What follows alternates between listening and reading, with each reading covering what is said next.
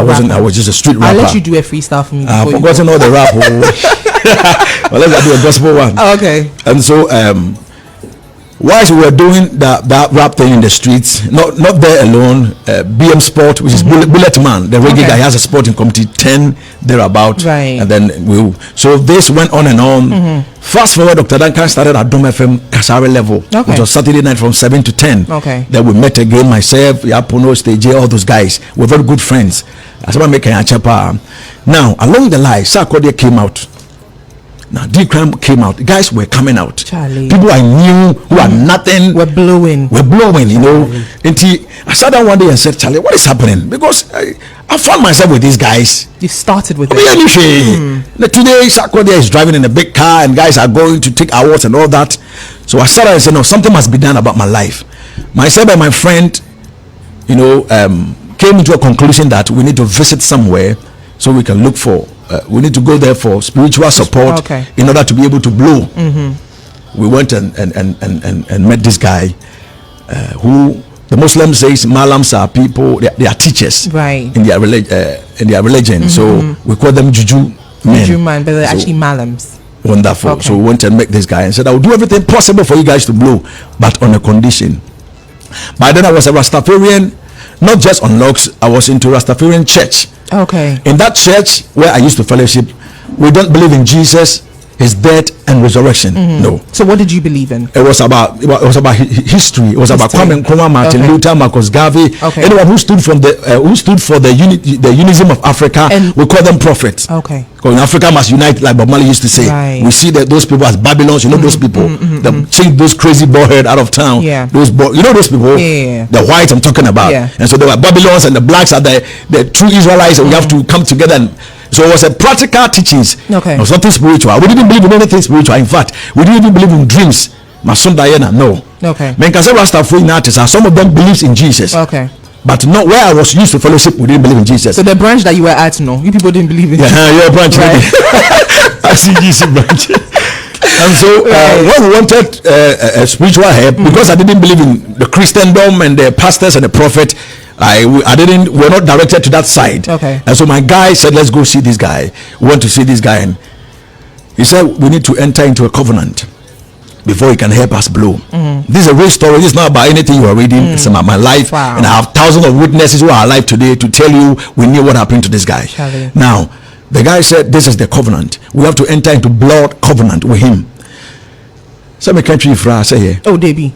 And so English Africa. English only. Call me Nazareth. So you have to try. Take it one step by each other. University so the guy said covenant, blood covenant. But you're doing well. You're doing well. Thank God.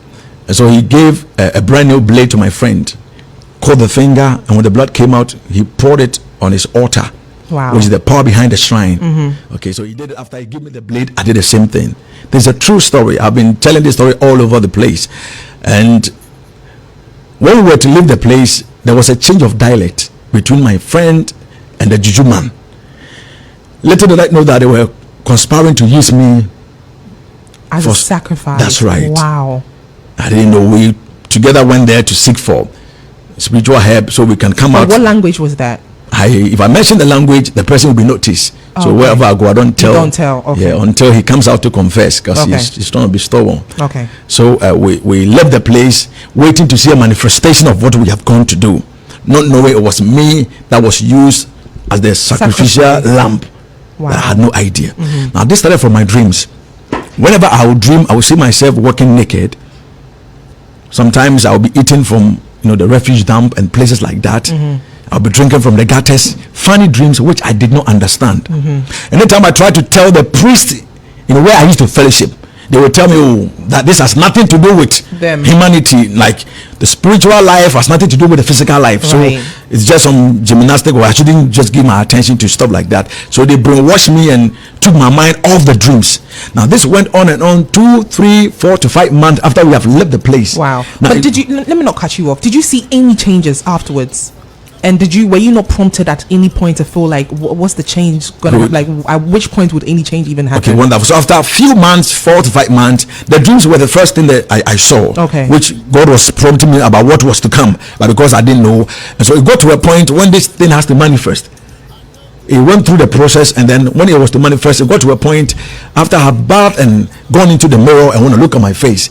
I could not remember the image that I'm seeing in the mirror. Wow. Yes, this was, I remember this vividly. But were you in contact with the Malam? The guy stays around, so you were seeing him within the course of 5 months, 6 months. Yes, I was seeing him, but we're not doing anything apart from after we did the Black Covenant. We weren't doing anything again, waiting to see BBC something will happen. And so I could not identify my own face in the mirror. Then I was like, what is really happening? Then I will walk out of the mirror. Now I go to a point, I look at my hands, and it's like I don't know these hands. I was losing my own self. Wow. This is very spiritual. Gradually. Yes. And they were stealing, the devil came to steal, to kill, and to destroy. So he was taking me out of me. He was taking me out of me bit by bit. So I wouldn't know what he's doing. He's very crafty. That guy is not a foolish devil. He's an old serpent who knows much about life. And so I got to a point, I started hearing voices. Now when I'm walking on the streets, I remember Ashama Presby Junction off the Ajekojo Road. I was going to see a Rasta friend there, and I saw bread on the ground, and the voice spoke to me with authority. Take it and eat it. Wow. Yes, it's my language. Serious. So the devil actually speaks to you. They speak all the language. All the language. And so they speak to you in a language you understand. And so when I heard that voice, because it was full of pressure, I had to submit to the voice. So you took the bread because I've sold my soul for that master. Wow. So I'm subject to him. Okay, so when I tried to obey the voice, I went down wanting to pick the bread, and in my eyes by that time the bread was a normal bread to me, like any bread that you can eat. In my eyes, this life has nothing to offer. Wow. Except God is interested in you and He's with you. I tried to obey the voice and pick the bread, and then I hear another voice. When last did you eat from the ground? Don't take it. And then I stopped. This went on and on. When I see the waters in the gutter, it looks like the dreams I was having was manifesting. Wow. I used to have the waters in the gutter looks like clean water, like the one the lady brought. And then I'll hear a voice, you are thirsty, drink from the gutter. Wow. When I want to respond and obey, I will go down like I want to fetch with my palm. But let me ask you this, not to cut you off. When all of this was happening, I mean, you've gone to see a Malam, you've had a blood covenant with them.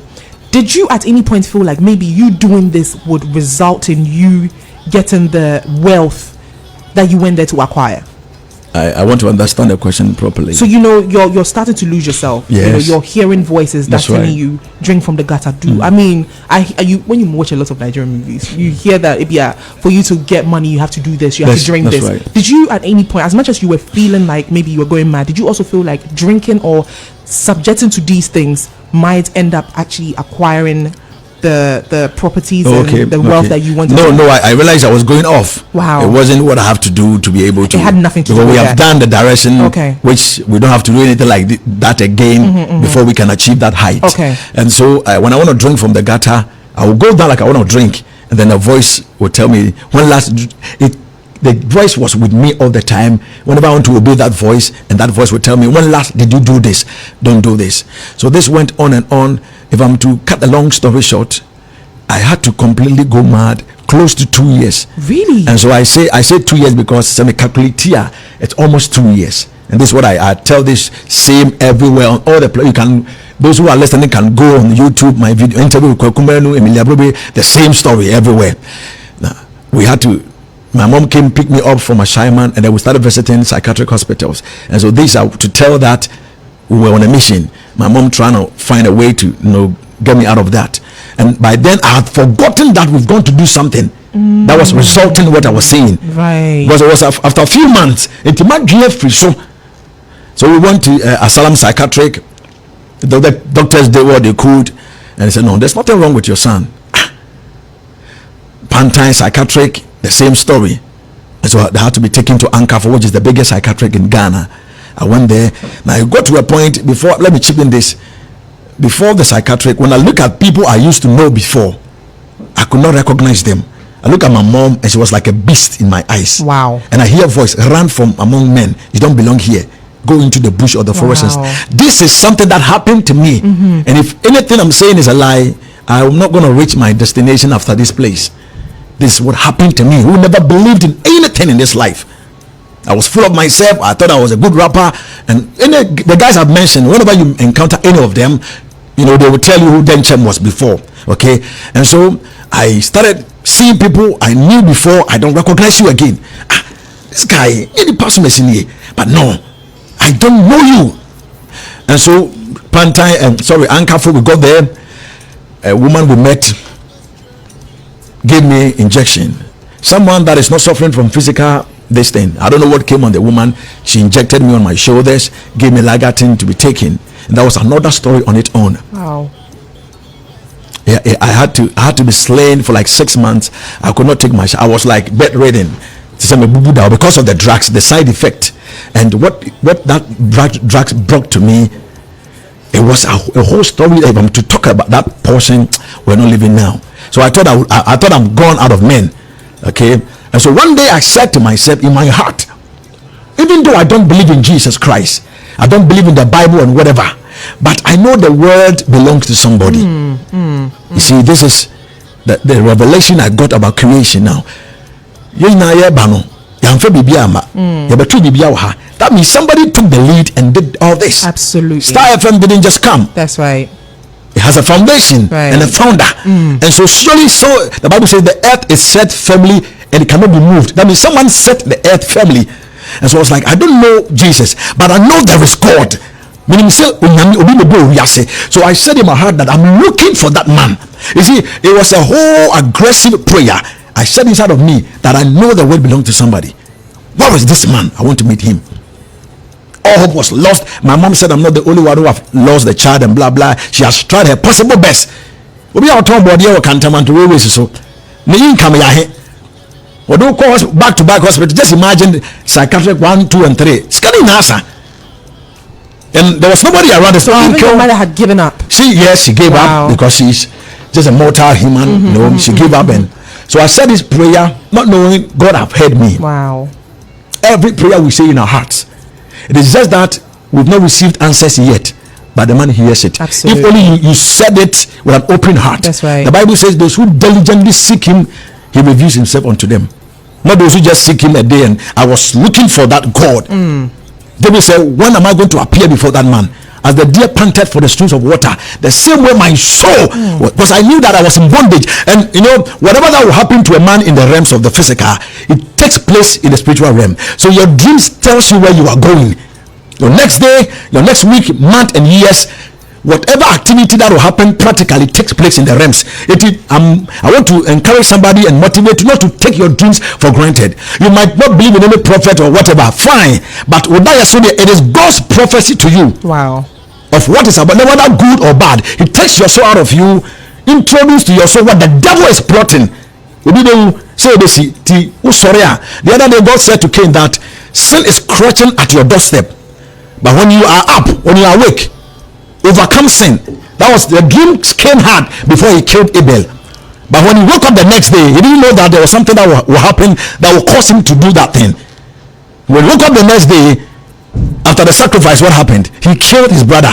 But God already told us, but one can't tell me, say, God speaks in very, parables and stuff like that. So my sorry. What was the English of that? I'm able to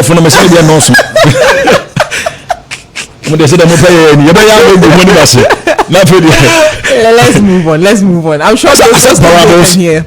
Boni butu uprano. That means there's sin knocking at your door. The Bible says sin is crouching at your door. At your door. Yes. See, you've done well. I said it before. I thought say parable now. I say abibu na obusamene. Obrofon dem ya pa hwe.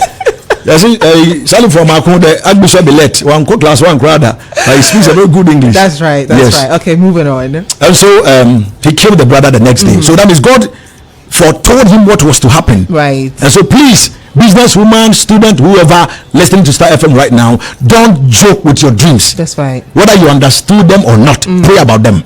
And so Ankafu, we left there. There was no solution. I prayed this prayer in my heart. One day, inside Tabura Alaji, Golden Door, Mameti, hospital I used to visit, they say high fever, blah blah. So I was going there for treatment, injection there. My GBR, my mini pedia, we know. I don't think me will be. And I went there one day for a dilemma. God is a calculative God. I'm telling you. He is. When I left the hospital, I heard a voice. I said, "Chrome for boys be crowd." When you were sound, when you come to your mom, my mom have lived there for years. So when I knew these guys in my hometown, like we grew up, we were born in our hometown, we were together before we came to Accra, and they used to stay there. So whenever I come to visit my mom, I do go to them, and that was the hospital wasn't far from where they live. So when I was going home, I heard a voice. Why don't you go check if they are still there? And so I went there, and none of the guys were there, but one guy, Kofi Ketua. Ketua means junior, Kofi Junior. And he said, we've heard a lot about what is happening to you, blah blah blah. And then we were talking. I left after the conversation, I left home. He came to visit me in the evening and said, when you came to my house, you saw there was a young lady sitting at the entrance of the house. She told me to tell you that Mumiano, the Hanono, Yarena was Yaran in hospital Yare. The lady never knew me from Adam. Told my friend what I never only some yare. I'm cool, but what is the margin okay?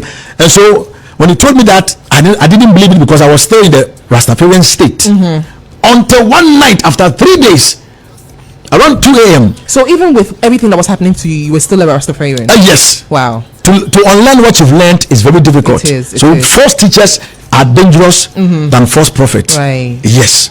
And so and that night after I left the place, I think 3 days after that meeting, around 2 a.m. in the night, I was feeling vibrative. I was vibrating all over me, like I was shaky. So I woke up that night like I thought I would die. I was hearing voices, hey, like I said, so many megaphones speaking to you, and the world was so cloudy I could not see anything. So I was in boxers, and then before my time I stepped out. I didn't know where I was going, not knowing I was coming to that same house where I met my friend. We were on a hill, so I descended. I was just going like a madman, didn't know where I was going, but a light was directing me. Wow. Because I prayed that I was looking for God, and I was wholeheartedly looking for him. I went to into the house of my friend. By that time, they went to church, they had come, so they were praying at that time. And so all that moved me from my bed was to go there and meet the prayer meeting. When I entered, they were praying. The woman that saw the vision about me is called Sister Ama.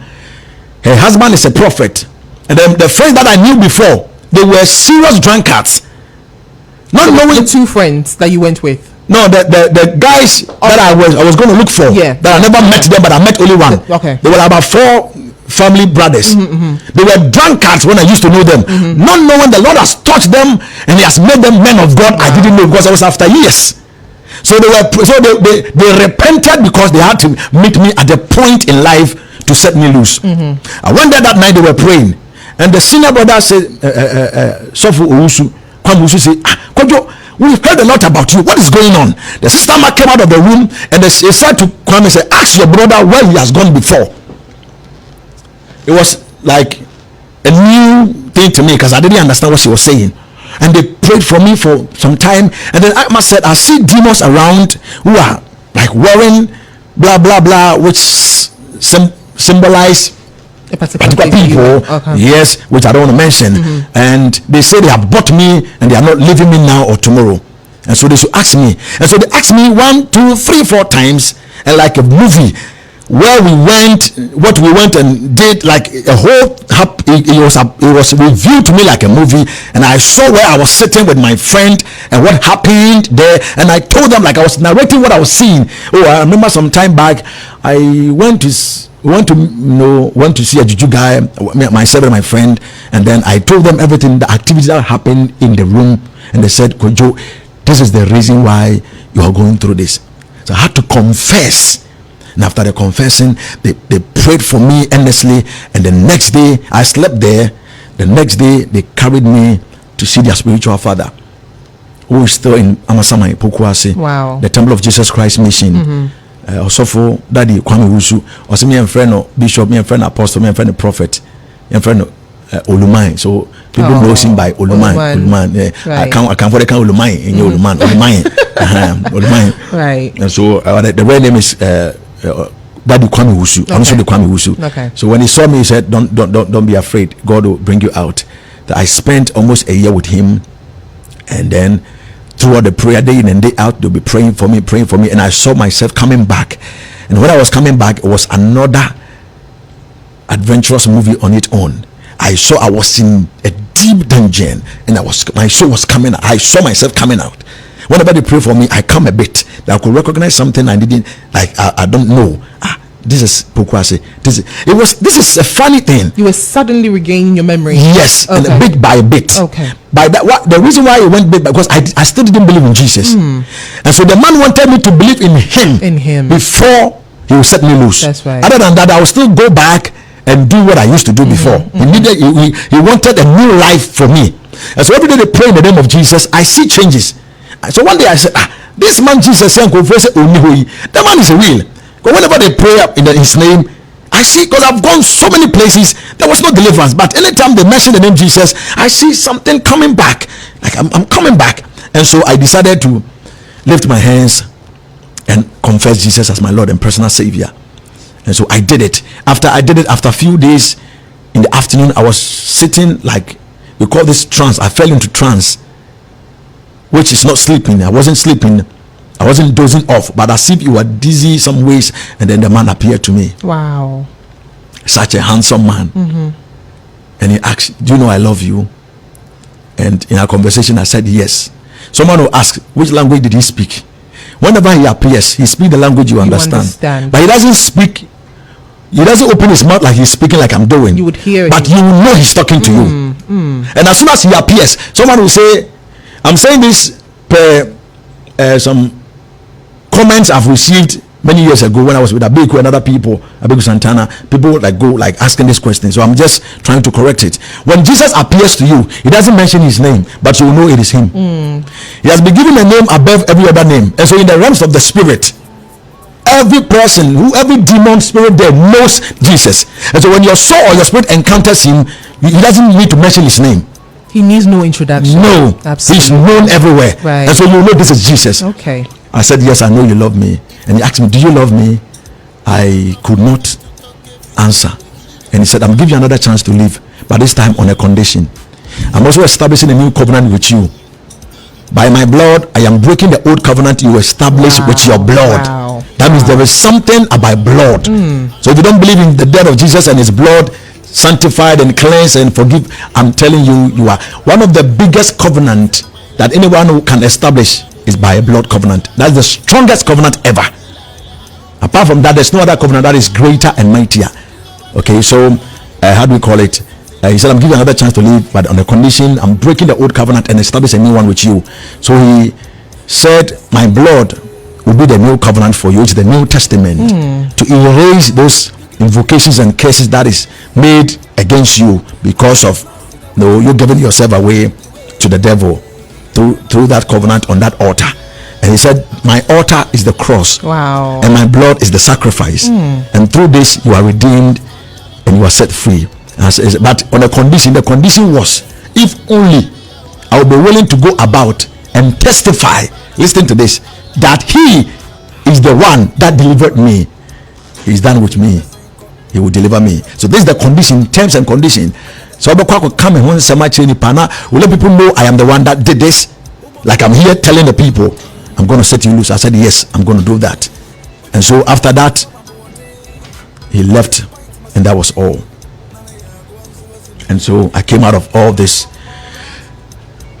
calamities and but your new covenant with him, how's that going so far? Oh, that's so sweet, man. I can imagine. It's so sweet. Go first, my dad said we are seeing now so but now what to talk to no free. What to taxi man when you come. Right. It tells Jesus said, my peace I give unto you, not that of the world, because the world can't give you my peace. And so the peace of Jesus surpasses all understanding. Wow. And after I met him, trust me, And the last question before you go, the two gentlemen that you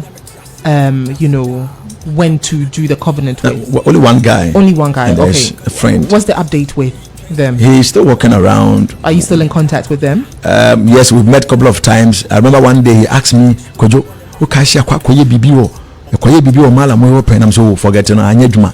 So he know what he did. Instead of him to confess. Has he become successful in any way? No, nasa me bodam na me huan tomia. They said they do mame kwa jisike drumo.